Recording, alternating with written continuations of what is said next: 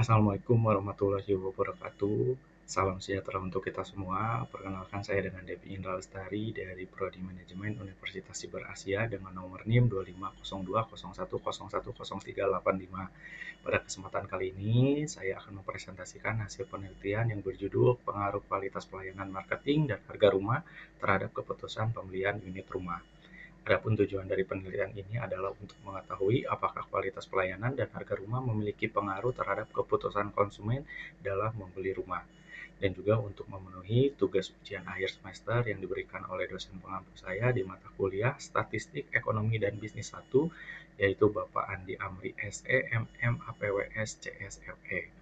Adapun alasan saya memilih tema ini sebenarnya cukup sederhana, karena saya sendiri bekerja di salah satu perusahaan developer terbesar di Indonesia, sehingga saya melihat secara langsung bagaimana calon konsumen mempertimbangkan banyak hal sebelum membeli rumah. Penelitian ini menggunakan metode kuantitatif dengan data primer dari 55 responden yang sudah mengisi kuesioner yang sudah saya buat. Analisis dilakukan menggunakan regresi linear berganda setelah melalui uji validitas, reliabilitas, dan juga uji asumsi klasik melalui program SPSS. Tentunya tujuannya untuk mengetahui pengaruh kualitas pelayanan dan harga rumah terhadap keputusan pembelian. Untuk selanjutnya, kita langsung ke pembahasan yang pertama, yaitu untuk melakukan uji validitas dan juga uji reliabilitas melalui program SPSS.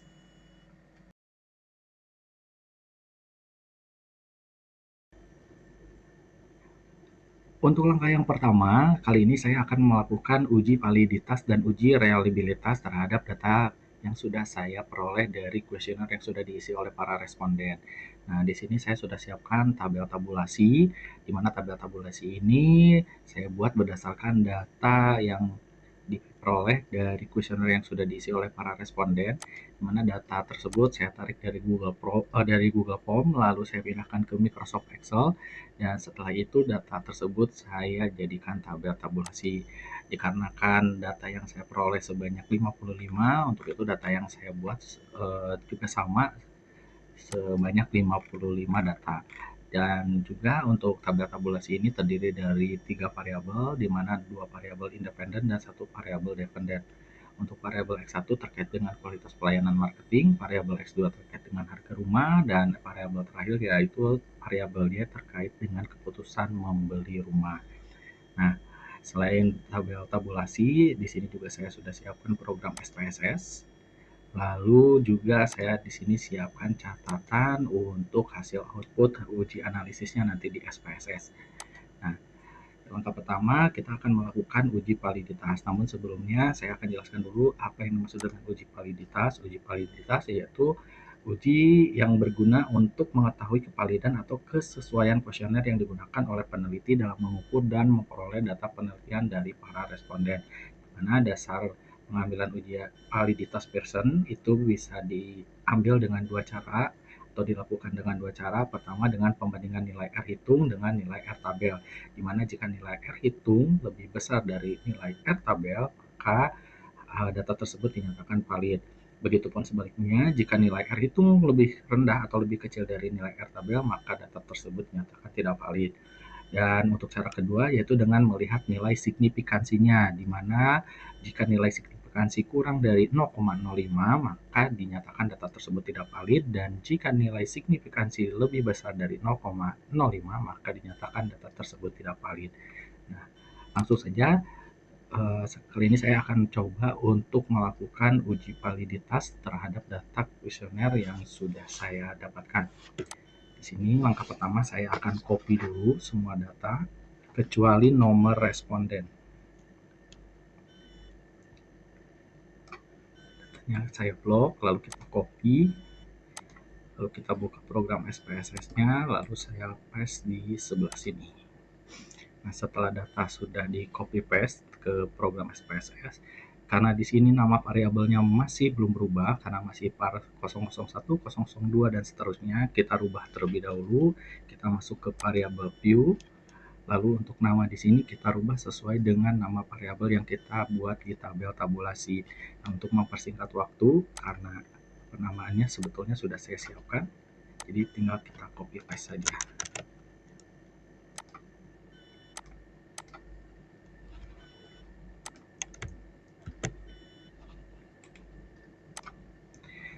Baik, setelah nama variabel sudah dirubah, kali ini yang kita rubah yaitu desimal kita rubah menjadi kosong. Kita rubah semua menjadi kosong.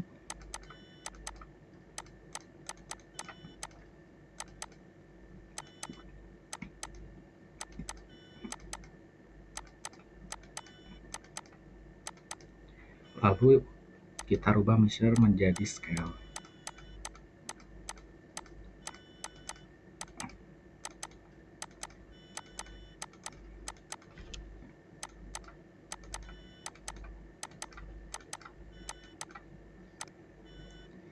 Nah, setelah semua dirubah, kita kembali ke data view. Nah, untuk melakukan uji validitas, kita ke menu Analyze, lalu pilih Correlate, lalu pilih Bivariate. Nah, sehubungan ada 3 variabel yang saya gunakan dalam analisis ini, nah untuk pengujian validitas, lebih baik kita melakukan uji validitas di masing-masing variabel yang digunakan. Jadi untuk kali ini saya akan coba uji validitas terhadap variabel X1 terlebih dahulu. Mulai dari X1.1 sampai total X1 saya pindahkan ke tabel sebelah kanan. Lalu untuk persennya sudah terchecklist dan juga flag significant correlation-nya sudah terchecklist, dipastikan sudah terchecklist. Lalu klik OK. Nah, ini hasil output dari uji analisis atau uji validitas untuk variabel X1. Ini hasil outputnya. Nah, kita kembali ke catatan.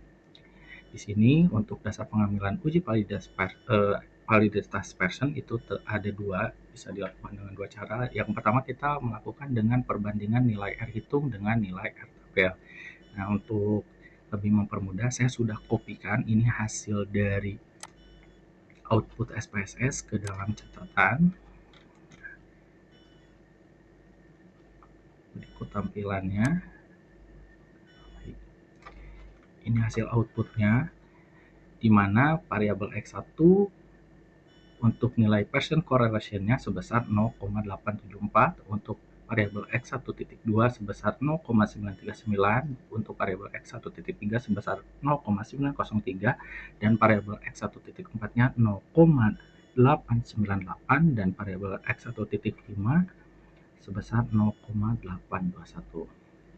Nah, karena tadi untuk dasar pengambilan uji validitas pasien kita akan menggunakan perbandingan nilai R hitung dengan nilai R tabel. Untuk nilai R hitungnya sendiri kita sudah mengetahui. Nah, untuk nilai R tabelnya kita melihat ke distribusi nilai R tabel signifikasi 5% dan 1%. Nah, di mana untuk mencari nilai R tabel kita lihat dulu, karena data yang saya miliki sebanyak 55 atau N-nya sebanyak 55, maka kita cari yang 55 berarti yang ini, dan karena saya menggunakan signifikansi 5%, maka untuk nilai R tabelnya sebesar 0,266. Jadi yang saya gunakan untuk R tabelnya 0,266. Oke, kita kembali ke catatan tadi. Nah, berarti untuk hasil output dari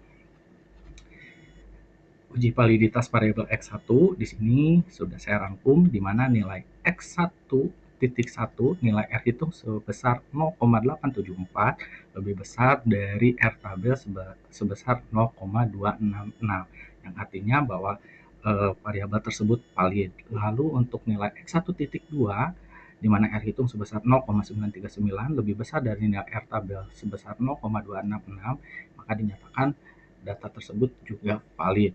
Lalu untuk nilai variabel X1.3 nilai R hitung sebesar 0,903 lebih besar dari nilai R tabel 0,266, maka data tersebut juga dinyatakan valid. Nilai X1.4 R hitung sebesar 0,898 lebih besar dari nilai R tabel 0,266, maka dinyatakan data tersebut juga valid. Dan nilai variabel terakhir yaitu X1.5 di mana nilai R hitungnya 0,821 lebih besar dari nilai R tabel 0,266, maka data tersebut juga dinyatakan valid.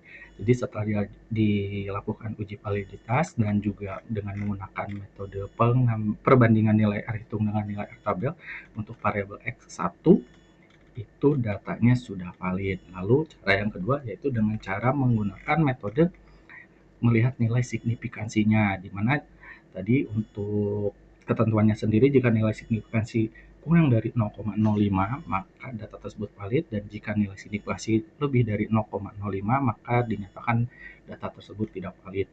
Nah, untuk mengetahui atau melihat nilai signifikansi, jika tadi untuk perbandingan nilai R tabel menggunakan percent correlation, nah untuk signifikansi kita lihat di baris kedua. Nah, di sini sudah saya berikan tanda panah bahwa untuk nilai signifikansi dari X1.1 itu sebesar 0,001. Nah, jadi kesimpulannya untuk nilai X1.1 nilai signifikansinya sebesar 0,001, artinya lebih kecil dari 0,05, maka dinyatakan data tersebut valid. Begitupun dengan variabel yang lain, karena nilai signifikansinya sama, bisa dilihat dari SPSS dan ini dari hasil rangkuman saya bahwa nilai signifikansinya hampir sama sebesar 0,001. Maka dapat dinyatakan bahwa untuk variabel X1.1 sampai X1.5 data tersebut valid. Nah, selain melakukan uji validitas terhadap variabel X1, tentunya kita juga melakukan uji validitas terhadap variabel X2. Untuk caranya sendiri masih sama. Saya kembali ke program SPSS, kita kembali ke Analyze, masuk ke Correlate, lalu ke Bivariate. Jika tadi yang kita hasil uji coba di variabel X1.1, kali ini untuk variabel X1.1 sampai dengan total kita kembalikan ke tabel sebelah kiri, lalu kita uji variabel X2 sampai dengan total. Caranya masih sama, versionnya masih terklik, dan juga flag signifikan correlation-nya juga masih terklik, lalu kita oke. Nah, berikut hasil output dari SPSS-nya untuk variabel X2.1 sampai X2.5. Nah, untuk kesimpulannya juga hampir sama. Berikut saya sudah rangkum untuk variabel X2.1 sampai X2.5 dengan metode perbandingan nilai R hitung dengan nilai R tabel. Itu semua datanya sudah valid, dan juga dengan metode melihat nilai signifikansi juga untuk data X2 itu juga sudah valid. Lalu untuk pada variabelnya juga saya melakukan uji validitas juga, dan kesimpulannya ataupun hasil outputnya juga sudah ada. Di sini untuk variabel Y1 sampai Y5 dengan menggunakan pembandingan nilai R itu dengan nilai R tabel juga sudah valid, dan menggunakan nilai signifikansi juga perbandingan nilai signifikansi juga hasilnya sudah valid. Nah, setelah melakukan uji validitas pada semua variabel, lalu selanjutnya kita akan melakukan uji reliabilitas. Nah, untuk melakukan uji reliabilitas kita kembali ke program SPSS. Nah, untuk uji reliabilitas kita ke Analyze, lalu ke Scale, lalu pilih Reliability Analyze. Nah, untuk di bagian ini untuk uji reliabilitas kita hanya memasukkan variabelnya saja tanpa total. Jadi kita masukkan hanya variabel X1.1 sampai Y5 saja. Total X1, total X2, dan Y-nya saya tidak akan pindahkan. Jadi yang kita pindahkan hanya variabelnya saja, dipindahkan ke kolom sebelah kanan di items. Lalu selanjutnya kita ke statistik. Lalu kita checklist scale if item delete. Lalu kita continue. Lalu oke. Nah, untuk reliability ini hasil outputnya. Nah, namun sebelum ke hasil output, saya jelaskan terlebih dahulu apa yang dimaksud dengan uji reliabilitas Cronbach's alpha. Uji reliabilitas bertujuan untuk melihat apakah kuesioner memiliki konsistensi jika pengukuran dilakukan dan kuesioner tersebut dilakukan secara berulang. Dasar pengambilan uji reliabilitas Cronbach's alpha menurut Wiratna Sujarweni di tahun 2014, kuesioner dikatakan reliable jika nilai Cronbach's alpha lebih besar dari 0,6. Nah, untuk reliabilitas kita lihat ke hasil output reliability statistik, di mana di sini ada Cronbach alpha dan nilai N of item. Nah, ini nilai Cronbach alpha-nya sebesar 0,941. Nah, untuk N of item ini adalah jumlah variabel yang tadi kita uji. Nah, di sini bisa kita copy langsung atau misalkan boleh langsung dibaca. Tapi di sini saya kopikan dulu ke catatan saya. Di sini reliability statistiknya sebesar 0,941 untuk Cronbach alpha-nya. Kesimpulannya nilai Cronbach alpha karena tadi dinyatakan Cronbach alpha harus lebih besar dari 0,6, maka dinyatakan kuesioner dinyatakan reliable. Nah, karena di sini nilainya 0,941 lebih besar dari 0,6, maka kuesioner yang saya gunakan ataupun data yang saya gunakan dikatakan sudah reliable, di mana instrumen atau kuesionernya sangat reliable, jawaban responden juga sudah konsisten, dan semua 15 pertanyaan layak digunakan untuk analisis lebih lanjut. Nah, untuk selanjutnya setelah melakukan uji validitas dan reliabilitas, kita bisa langsung melakukan bisa langsung melanjutkan ke uji asumsi klasik.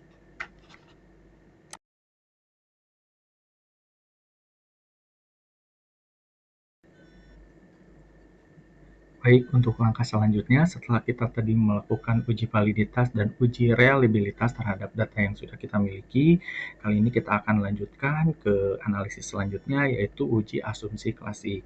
Di mana untuk uji asumsi klasik sendiri terdiri dari 3, yaitu ada uji normalitas, kedua ada uji multikolinearitas, dan juga yang ketiga ada uji heterokedastisitas. Nah, untuk yang pertama kita akan melakukan dulu uji normalitas. Nah, uji normalitas sendiri ini nih bisa dilihat nanti bisa dengan 3 cara. Yang pertama dengan uji normalitas Kolmogorov-Smirnov, lalu yang kedua dengan melihat dari histogram, dan juga dengan melihat dari diagram P-plot. Nah, untuk melakukan uji normalitas Kolmogorov-Smirnov, kita bisa langsung ke program SPSS-nya. Namun sebelumnya untuk variabel Q mungkin di sini akan ada yang saya rubah terlebih dahulu, yaitu untuk variabel di total X1, total X2, dan total Y akan saya beri nama pada bagian label. Di mana untuk total X1 di sini terkait dengan pelayanan atau kualitas pelayanan, total X2 terkait dengan harga rumah, lalu untuk total Y terkait dengan keputusan membeli rumah.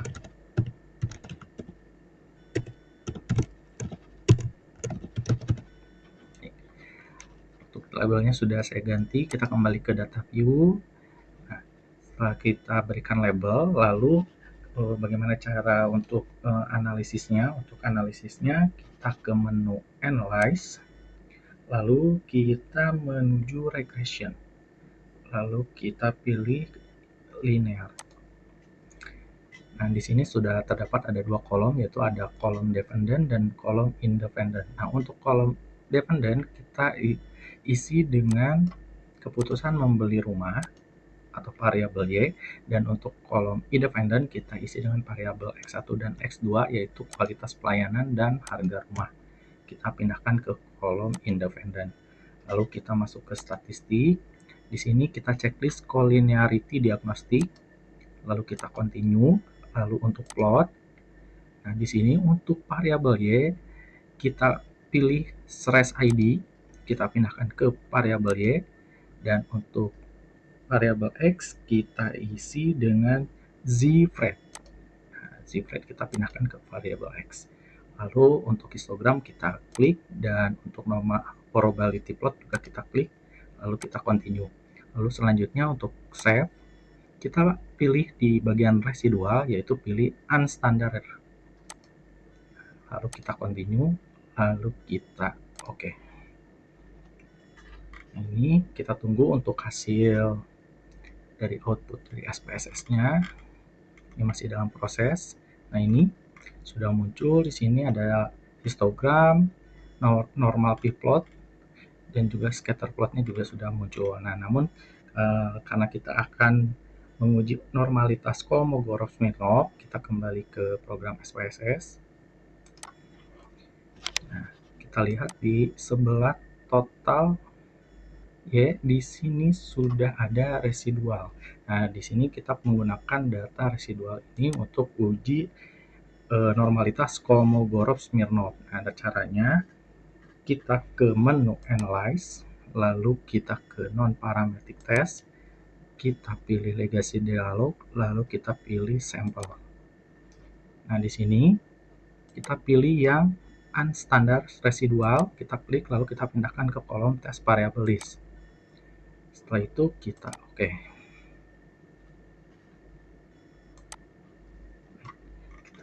Nah, ini hasil dari outputnya.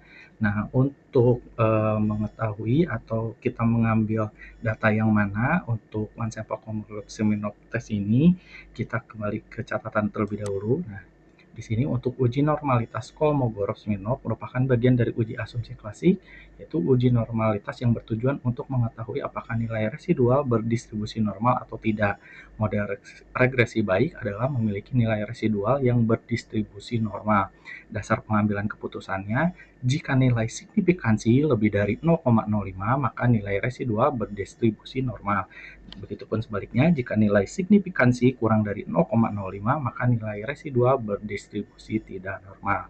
Nah, kita lihat dari hasil output di one sample Kolmogorov-Smirnov. Nah, kita ambil pada kolom asim side to tail, yaitu sebesar 0,200. Nah, di sini saya sudah rangkum juga di dalam catatan yang saya buat. Nah, saya rangkum, lalu saya berikan tanda merah. Ini untuk asim side to tail sebesar 0,200.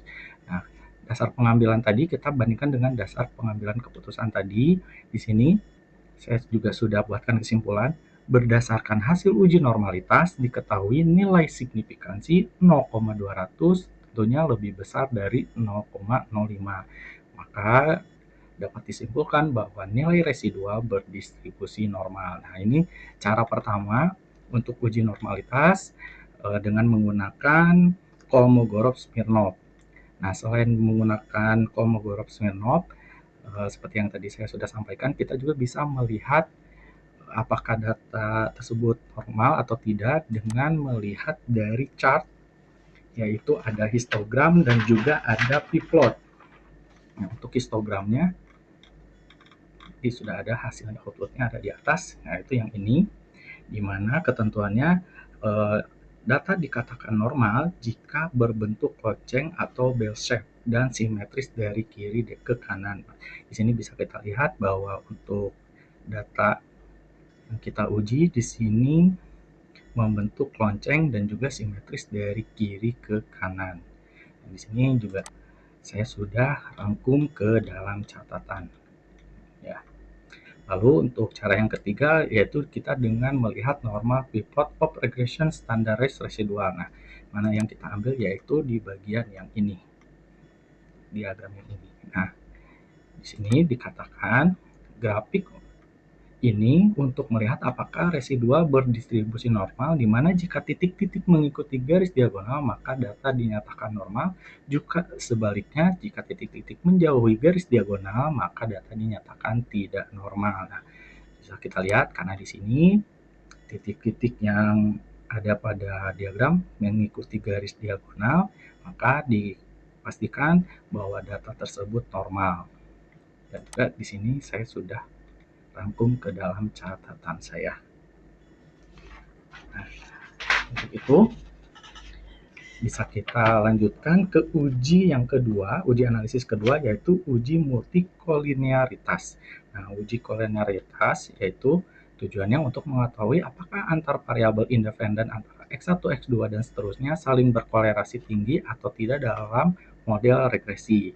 Caranya yang digunakan dengan melihat tolerance dan VIF atau variant impression factor.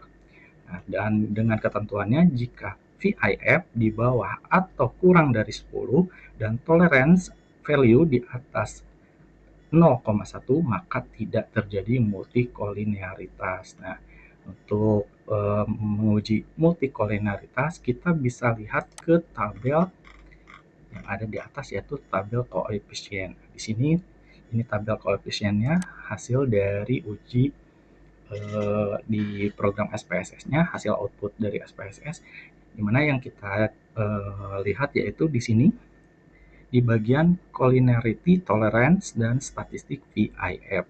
Nah, dari dua ini bisa kita uji, dan untuk membacanya saya sudah rangkum ke dalam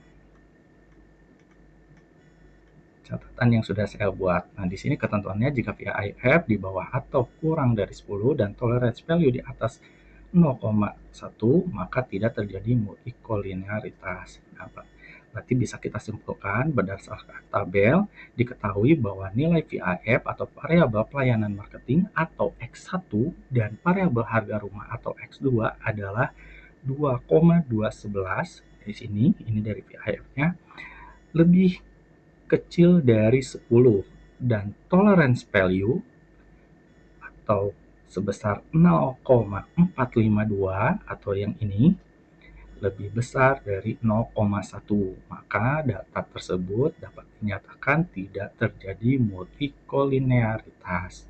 Nah, setelah uji multikolinearitas, selanjutnya kita bisa melakukan uji heterokedastisitas. Nah, di mana untuk uji heterokedastisitas kita bisa melihat dari scatter plot.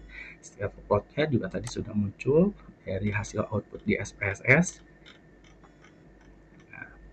Kita ambil bagian ini, scatter plot, di mana scatter plot ini menyatakan apabila titik-titik menyebar secara acak dan tidak membentuk pola, maka data tersebut dinyatakan normal. Nah, bisa dilihat di sini ya, bahwa titik-titiknya sudah menyebar secara acak dan juga tidak membentuk pola, baik itu pola garis ataupun kipas, dan menyebar di atas dan di bawah garis 0, maka bisa dipastikan bahwa data tersebut dinyatakan sudah valid. Nah, di sini juga saya sudah rangkum ke dalam catatan saya. Nah, untuk itu, untuk uji asumsi klasik, baik itu uji normalitas, uji multikolinearitas, dan uji heterokedastisitas untuk data saya sudah dinyatakan valid, atau uji asumsinya sudah valid ya, uji asumsi klasiknya sudah valid. Untuk itu bisa kita lanjutkan ke uji yang selanjutnya, uji analisis selanjutnya, yaitu uji regresi linear berganda sederhana.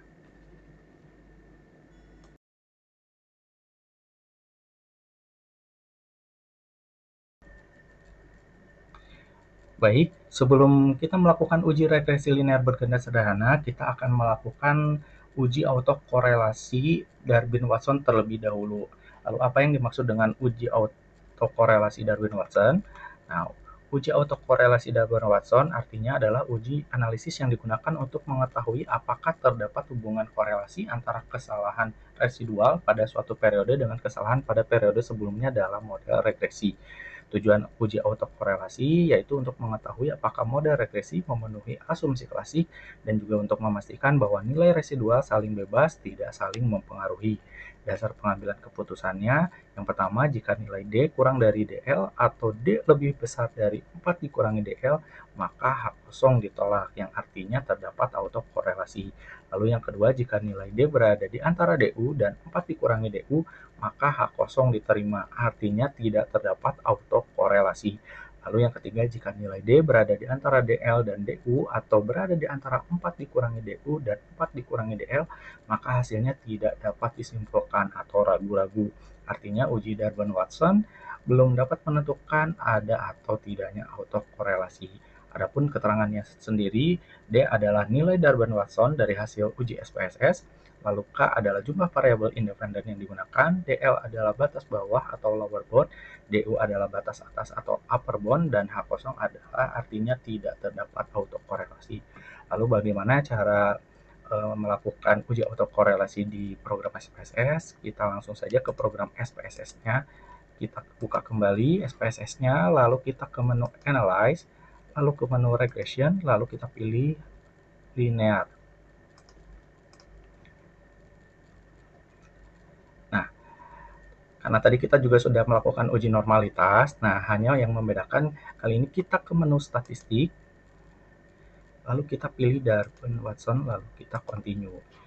Nah, untuk variabel dependennya tetap sama, yaitu ke total dari variabel Y. Lalu untuk di kolom variabel independennya kita taruh total X1 dan total X2. Lalu kita oke. Nah, untuk melihat hasilnya, kita ambil yang model summary, kita ambil Darben-Watson. Nah, untuk lebih jelasnya, ini bisa kita langsung copy dan kita paste ke catatan. Di sini saya sudah copy paste ke dalam catatan saya. Jadi untuk nilai Darben-Watsonnya sendiri adalah 1,924. Nah, lalu kita uji berdasarkan hasil output diketahui nilai Darwin-Watson atau D sebesar 1,924. Lalu jumlah sampel yang digunakan atau N yaitu sebanyak 55 yang saya gunakan, dan jumlah variabel bebas atau variabel K-nya yaitu sebanyak 2, yaitu variabel X1 dan variabel X2. Lalu berdasarkan Darwin-Watson dengan signifikasi 5%, nah kita cari di tabel Darwin-Watsonnya. Di sini kebetulan saya sudah siapkan.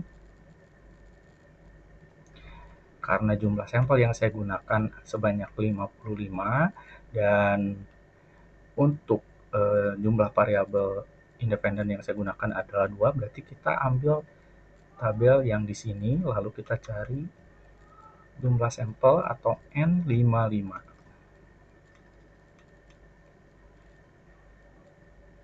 Nah, berarti untuk nilai DA-nya sendiri yaitu 1,490 dan untuk nilai DU-nya sendiri 1,640.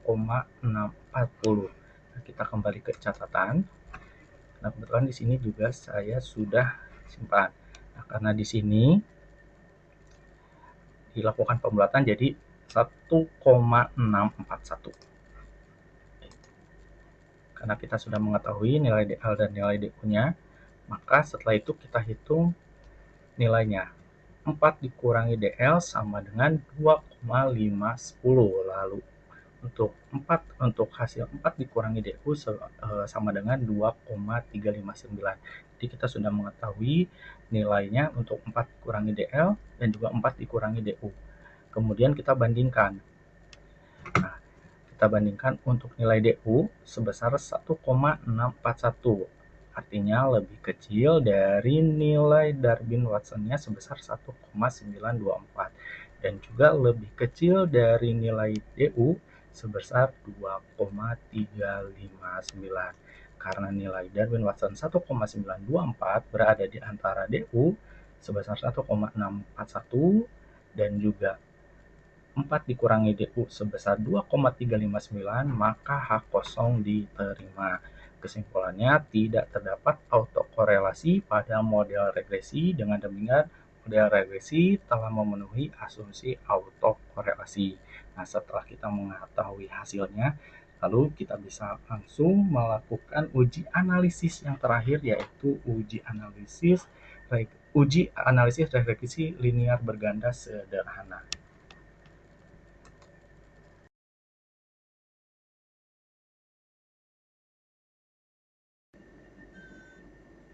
Baik, untuk langkah selanjutnya, karena sebelumnya kita sudah melakukan uji asumsi klasik, kali ini kita akan melakukan uji analisis yang terakhir, yaitu uji regresi linear berganda sederhana. Tujuannya dilakukan analisis ini untuk mengetahui apakah ada pengaruh dari variabel X terhadap variabel Y. Nah, untuk persamaan regresi linear sederhananya yaitu Y sama dengan A plus B1 atau variabel X1 plus B2 atau variabel X2 plus E atau error. Dasar pengambilan keputusannya bisa dilakukan dengan dua cara. Yang pertama, jika nilai signifikasi kurang dari 0,05, maka terdapat pengaruh variabel X terhadap variabel Y. Dan yang kedua, jika nilai T hitung lebih besar dari nilai T tabel, maka terdapat pengaruh variabel X terhadap variabel Y. Nah, selanjutnya kita akan masuk ke pembahasan. Karena sebelumnya kita sudah melakukan uji normalitas linear, maka kita tinggal langsung mengambil data hasil output dari SPSS-nya. Nah, untuk model persamaan regresi, kita ambil tabel koefisien yang sudah ada dari hasil output dari SPSS. Nah, tabel koefisiensi ini kita copy paste. Saya sudah copy paste ke catatan saya. Nah, untuk model persamaan regresi yang kita lihat yaitu nilai yang ada di kolom unstandard B. Di sini di mana ada konstan sebesar 5,649, lalu kualitas pelayanan sebesar 0,268 dan harga rumah sebesar 0,462. Nah, berdasarkan hasil output dari SPSS, dapat kita rumuskan model persamaan regresinya, di mana Y sama dengan 5,649 atau A ditambah, di sini kenapa ditambah? Karena hasilnya positif sebesar 0,268, atau untuk variabel X1 juga kita tambah lagi karena hasilnya masih positif, ditambah dengan 0,462 untuk variabel X2, juga ditambah dengan E yaitu untuk errornya. Nah, untuk model persamaan regresi tersebut bermakna atau artinya konstanta atau A sama dengan 5,649, artinya jika kualitas pelayanan dan harga rumah dianggap tidak ada atau 0, maka keputusan membeli tetap sebesar 5,649. Lalu koefisiensi arah regresi untuk variabel X1 sama dengan 0,268 bernilai positif, artinya setiap peningkatan satu satuan kualitas pelayanan akan meningkatkan keputusan membeli sebesar 0,268. Dan untuk variabel X2 sebesar 0,462 bernilai positif, artinya setiap peningkatan satu satuan kualitas pelayanan akan meningkatkan keputusan membeli sebesar 0,462. Nah, itu yang pertama terkait dengan model persamaan regresi. Lalu yang selanjutnya kita akan melakukan pengujian hipotesisnya. Nah, untuk pengujian hipotesis, kita masih menggunakan tabel yang sama yaitu tabel koefisien. Namun, untuk pengujian hipotesis, kita buatkan dulu hipotesisnya sendiri, yaitu hipotesis yang pertama terkait dengan variabel X1 apakah berpengaruh terhadap variabel Y, di mana H0 yaitu kualitas pelayanan tidak berpengaruh terhadap keputusan membeli. Dan untuk H1-nya sendiri yaitu kualitas pelayanan berpengaruh terhadap keputusan membeli. Lalu untuk hipotesis kedua untuk variabel X2 apakah berpengaruh terhadap variabel Y, di mana H0-nya harga rumah tidak berpengaruh terhadap keputusan membeli. Dan untuk H1 yaitu harga rumah berpengaruh terhadap keputusan membeli. Nah, untuk tabel yang kita gunakan masih menggunakan tabel koefisien, namun untuk angka yang kita gunakan ada pada variabel ada di kolom T dan di kolom SIG, di mana di sini untuk kualitas pelayanan sebesar 1,758, untuk harga rumah sebesar 3,328, dan untuk di signifikasinya kualitas pelayanan sebesar 0,85 dan untuk harga rumah sebesar 0,002. Nah, untuk melakukan pengujian hipotesis tentunya kita kembali ke dasar pengambilan keputusan tadi, di mana jika nilai signifikasi kurang dari 0,05 maka terdapat pengaruh variabel X terhadap variabel Y, dan juga jika nilai T hitung lebih besar dari T tabel maka terdapat pengaruh variabel X terhadap variabel Y.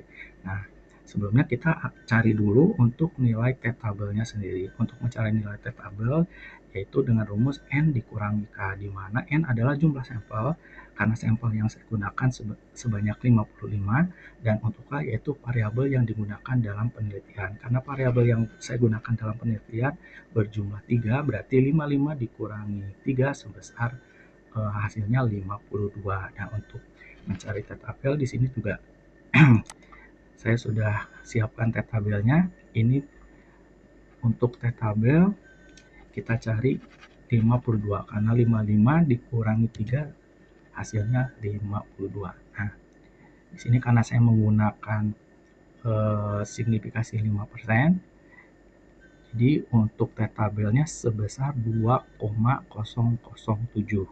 Nah, kita kembali ke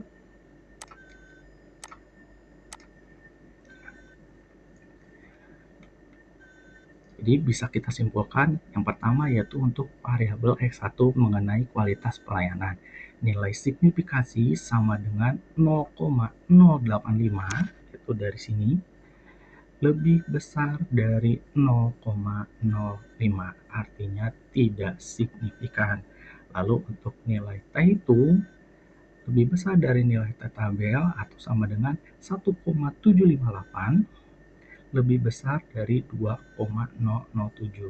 Karena 1,758 tentunya tidak lebih besar dari 2,007, artinya data tersebut tidak signifikan, yang artinya variabel X1 atau kualitas pelayanan tidak berpengaruh signifikan terhadap variabel Y.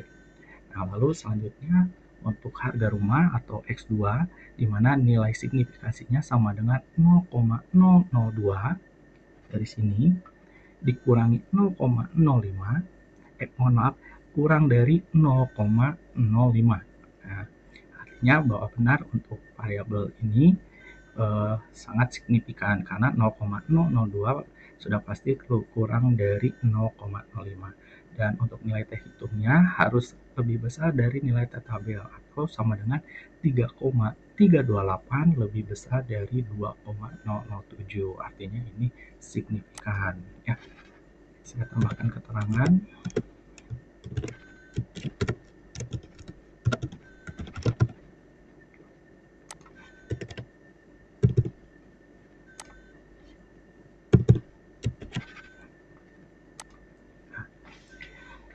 Di sini bisa kita artikan bahwa variabel X2 atau harga rumah sangat berpengaruh signifikan terhadap keputusan pembelian.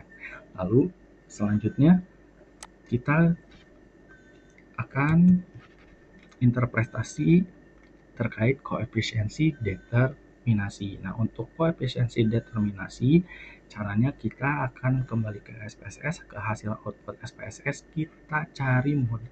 kita ambil tabel model summary. Nah, yang kita gunakan yaitu model summary, yaitu kolom yang ini. Kolom model summary kita copy paste, saya copy paste ke dalam catatan saya.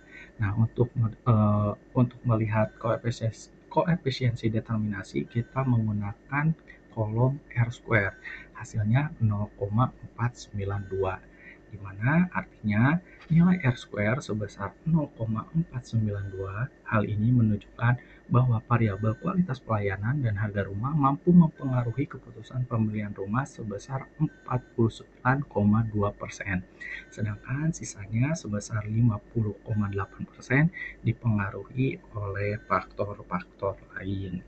Nah, dengan demikian seluruh analisis data sudah selesai dilakukan. Selanjutnya saya akan menyampaikan kesimpulan hasil dari analisis ini. Baik, adapun kesimpulan yang bisa saya berikan berdasarkan hasil penelitian dan analisis yang telah dilakukan dapat disimpulkan bahwa variabel harga rumah memiliki pengaruh yang signifikan terhadap keputusan pembelian unit rumah dan menjadi faktor yang paling dominan dalam menentukan keputusan konsumen. Sementara itu, variabel kualitas pelayanan marketing tidak memiliki pengaruh yang signifikan terhadap keputusan pembelian, meskipun tetap berperan dalam mendukung proses pemasaran. Secara keseluruhan, hasil penelitian ini menunjukkan bahwa dalam mengambil keputusan pembelian rumah, konsumen cenderung lebih mempertimbangkan aspek harga dibanding dengan kualitas pelayanan yang diberikan. Demikian yang dapat saya sampaikan pada presentasi kali ini. Saya ucapkan terima kasih banyak yang sebesar-besarnya atas perhatian dan kesempatan yang diberikan, dan juga mohon maaf apabila masih banyak terdapat kekurangan dalam penyampaian presentasi yang saya buat ataupun kata-kata yang kurang berkenan yang saya ucapkan. Sampai jumpa kembali di lain waktu dan kesempatan. Wassalamualaikum warahmatullahi wabarakatuh.